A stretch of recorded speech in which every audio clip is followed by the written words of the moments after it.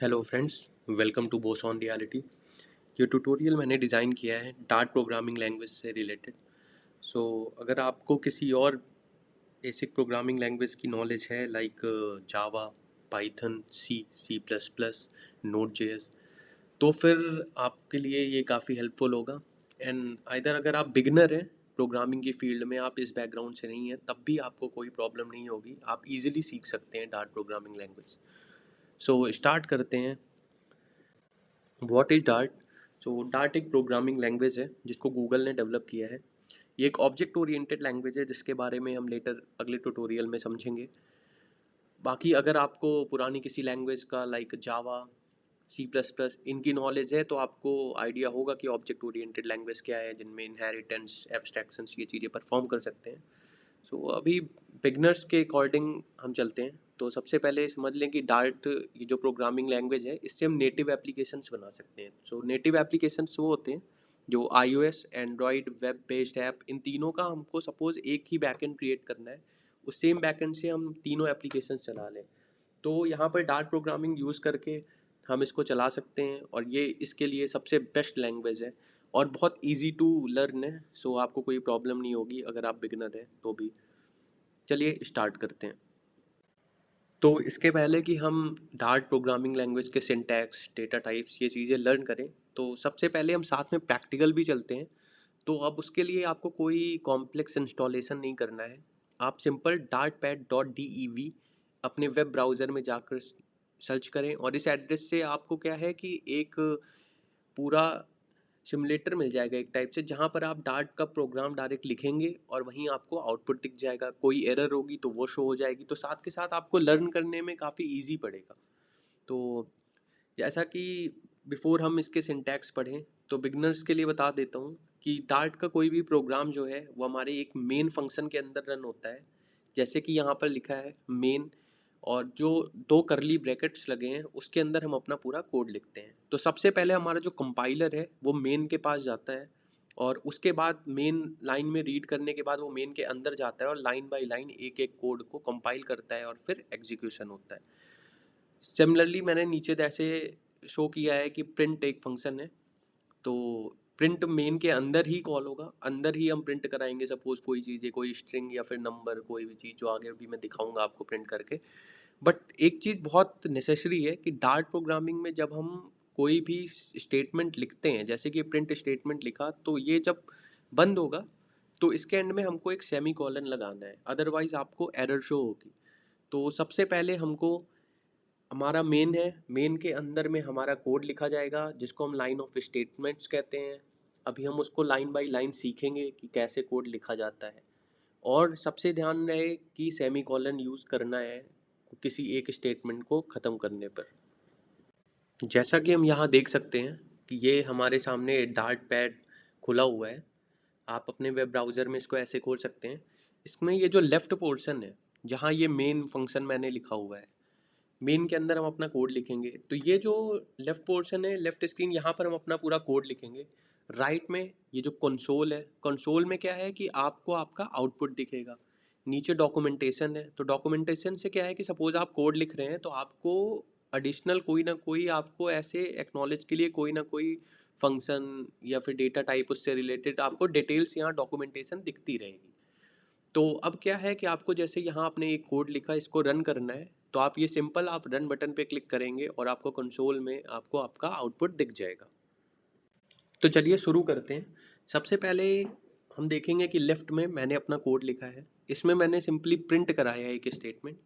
Print में double inverted comma के अंदर यहाँ पर आप अपना नाम भी लिख सकते हैं। जैसे कि अगर आप साथ के साथ प्रैक्टिकल वर्क भी कर रहे हैं तो आप अपने डार्ट पैड पर यहाँ पर प्रिंट के अंदर आप अपना नाम लिखिए। सेमी कॉलन लगाना ना भूलिए क्योंकि वो एंड ऑफ स्टेटमेंट होता है। और आपको रन पे क्लिक करने पे आपको सिंपल कंसोल में आपका आउटपुट दिख जाएगा। सपोज आपने प्रिंट के अंदर आपने अपना नाम लिखा है, तो रन पे क्लिक करने पे ये कंसोल आपका नाम शो करेगा। सबसे पहले हम समझते हैं कमेंट्स। तो जो लोग बिगिनर हैं वो समझ लें कि कमेंट्स काफ़ी यूज़फुल होता है किसी भी प्रोग्रामिंग लैंग्वेज में। जब हम कोड लिखते हैं, हमारा कोड काफ़ी बड़ा भी हो सकता है, मे बी कोई हम प्रॉपर एक एप्लीकेशन बना रहे हैं, उसमें पूरी एक टीम इन्वॉल्व है, तो कोड की रीडेबिलिटी बढ़ाने के लिए हम उसके बीच में कमेंट्स लिखते हैं जो कि कंपाइलर कंपाइल तो करता है बट वो एग्जीक्यूट नहीं करता है। वो सिंपल कमेंट हमारे पूरी टीम के लिए या फिर पर्टिकुलर मेरे लिए प्रोग्रामर्स के लिए, ठीक है, वो कमेंट रहता है कि ईजिली हम कोड को समझ पाएँ, तो रीडेबिलिटी बढ़ाने के लिए पर्पस से यूज़ होता है। अब डार्ट प्रोग्रामिंग में 3 तरीके से हम कमेंट लगा सकते हैं। पहला सिंगल लाइन कमेंट, दूसरा मल्टी लाइन कमेंट, तीसरा डॉक्यूमेंटेशन। तो सिंपली आप देख सकते हैं कि सिंगल लाइन कमेंट मैंने डबल बैक स्लैश लगाकर this is a single line comment लिखा है। अब सपोज मैंने 10 लाइन का कुछ कमेंट एक्सप्लेन करना है किसी एक पर्टिकुलर लाइन के बारे में, कोड की मुझे 10 लाइन एक्सप्लेन करनी है कोड के बीच में, जिससे कि कोई और दूसरा टीम मेंबर मेरा उसको देखे तो वो पढ़ के समझ जाए। तो मैं मल्टी लाइन कमेंट यूज़ करूँगा। वो कैसे होता है? सिंगल बैक स्लैश स्टार, फिर उसके बाद हम पूरी कमेंट लिखेंगे, मान लो 10 लाइन, 15 लाइन, 20 लाइन, 5 लाइन, जितनी भी है, और उसको फिर बंद करेंगे स्टार बैक स्लैश से। तो ये हमारा मल्टी लाइन कमेंट हो जाएगा। अब हम कोड की रीडेबिलिटी के लिए उसमें प्रॉपर एक डॉक्यूमेंटेशन भी बना सकते हैं अपने कोड में। डार्ट हमें ऑफर करता है, तो उसके लिए ट्रिपल बैक स्लैश यूज़ करना पड़ता है। तो अब हम स्टार्ट करते हैं अपने कोड के सबसे इसेंशियल चीज़ से, जो कि है वेरिएबल्स। तो वेरिएबल क्या है? ये एक एंटिटी होता है जिसके अंदर हम वैल्यू डाल सकते हैं अलग अलग टाइप की। तो अब हम डार्ट प्रोग्रामिंग में वेरिएबल्स जो हैं वो कैसे डिफाइन कर सकते हैं? तो वेरिएबल लिखने के लिए हम कैपिटल ए टू जेड, मतलब जो लेटर्स हैं अल्फ़ाबेट से, इनको यूज़ कर सकते हैं। Small A to Z use कर सकते हैं, नंबर्स यूज़ कर सकते हैं 0 to 9 कोई भी, अंडरस्कोर का यूज़ कर सकते हैं और डॉलर का यूज़ कर सकते हैं। बट एक चीज़ याद रहे कि जब भी हम अपना एक वेरिएबल डिफाइन करते हैं तो उसका जो नाम स्टार्ट होता है वो कभी सिंपल नंबर से नहीं स्टार्ट होगा। तो ये इसमें आपको एरर शो होगा। तो जैसा कि आप देख सकते हैं मैंने यहाँ काफ़ी सारे वेरिएबल डिफाइन किए, जैसे अमर है कैपिटल में, स्मॉल में, फिर अंडरस्कोर के साथ है, डॉलर के साथ है। बट मैंने वन के साथ जब ये डिफाइन किया है तो ये इनकरेक्ट है, इसमें एरर शो होगी। अब हमने वेरिएबल तो समझ लिया, बट जो वेरिएबल है उनको जब डिफाइन करेंगे तो वो किस टाइप का डेटा रहेगा उसमें, ये चीज़ समझना ज़रूरी है। तो सारी प्रोग्रामिंग लैंग्वेज कोई ना कोई data type, primitive, non primitive, ये सब सपोर्ट करती हैं। तो अब डार्ट स्पेसिफिक 7 टाइप्स है डेटा के जो सपोर्ट करता है। ये हम लाइन बाय लाइन देखेंगे। सबसे इसेंशियल और बेसिक चीज़ है जिसको समझना बहुत ज़रूरी है। तो सबसे पहले इंट है, आई एन टी। तो ये इंटीजर वैल्यूज़ है, वो इसमें आ जाएंगी। सपोज मैंने नाम डिफाइन किया आई एन टी ए, अब इक्वल्स टू मैंने उसको नंबर दे दिया 5। तो ये क्या है? ये इंटीजर वैल्यू एक्सेप्ट कर रहा है। मैंने एक वेरिएबल है जिसका नाम है ए और वो टाइप है इंटीजर का और उसकी वैल्यू है 5। तो ये डिफाइन किया। अब ऐसे ही है डबल।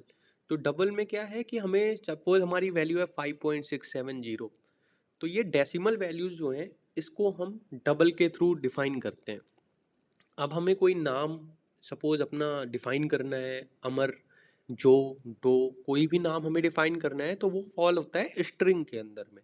तो ये भी बहुत इसेंशियल है। तो अब बूलियन, बूलियन जो लोग बिगनर हैं वो समझ लें, बूलियन काफ़ी नेसेसरी होता है। ये आपको आगे मैं दिखाऊंगा कोड में कि कैसे ये यूज़फुल होता है। ट्रू और फॉल्स, इसमें दो वैल्यू एक्सेप्ट होती हैं, 0 1, मतलब फॉल्स और ट्रू।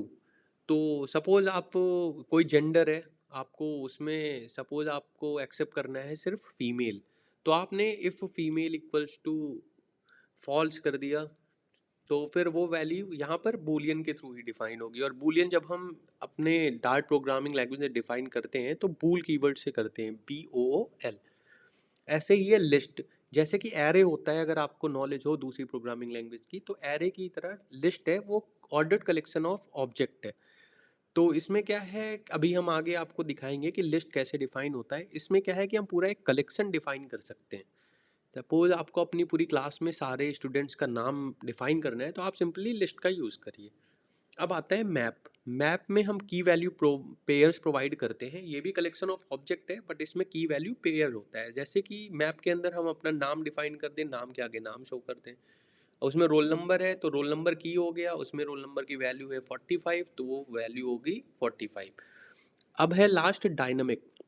डायनामिक क्या है कि ये ऑप्शनली टाइप लैंग्वेज है, मतलब ये डार्ट सपोर्ट करता है। सपोज हमने कोई वेरिएबल डिफाइन कर दिया वैर ए इक्वल टू 5, तो ये ऑटोमेटिकली उसको समझ लेगा कि ये इंटीजर टाइप का है, तो हम इसको डायनेमिकली भी इसमें अलोकेट कर सकते हैं। तो अब इसको एक-एक करके हम कोड के थ्रू समझते हैं जिससे कि आपको बेसिक नॉलेज हो जाए। बट ये चीज़ याद रखिए कि ये 7 के 7 डेटा टाइप डार्ट सपोर्ट करती है और इनको समझना आपको बेसिक्स में बहुत ज़रूरी है। तो सबसे पहले हम यहाँ देख सकते हैं कि यहाँ पर मैंने सबसे पहले कंपाइलर गया मेन के अंदर, मेन में अंदर घुसा और उसने देखा कि स्ट्रिंग स्ट्रिंग यहाँ एक डेटा टाइप है, ठीक है।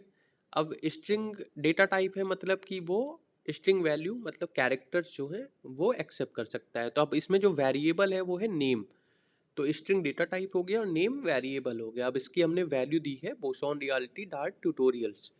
अब नीचे मैंने एक मल्टी लाइन कमेंट भी आपको दिखा दिया है कि कैसे टलता है, और उसके बाद हमने ये नेम मतलब ये जो वेरिएबल है इसको प्रिंट कराया है। तो जैसे ही हम रन पे क्लिक करेंगे वैसे ही हमें हमें दिखेगा बोसॉन रियलिटी डार्ट ट्यूटोरियल्स, मतलब ये स्ट्रिंग जो है, जो वेरिएबल जो है, वेरिएबल स्ट्रिंग टाइप का है और इसकी जो वैल्यू है वो हमने प्रिंट कराई।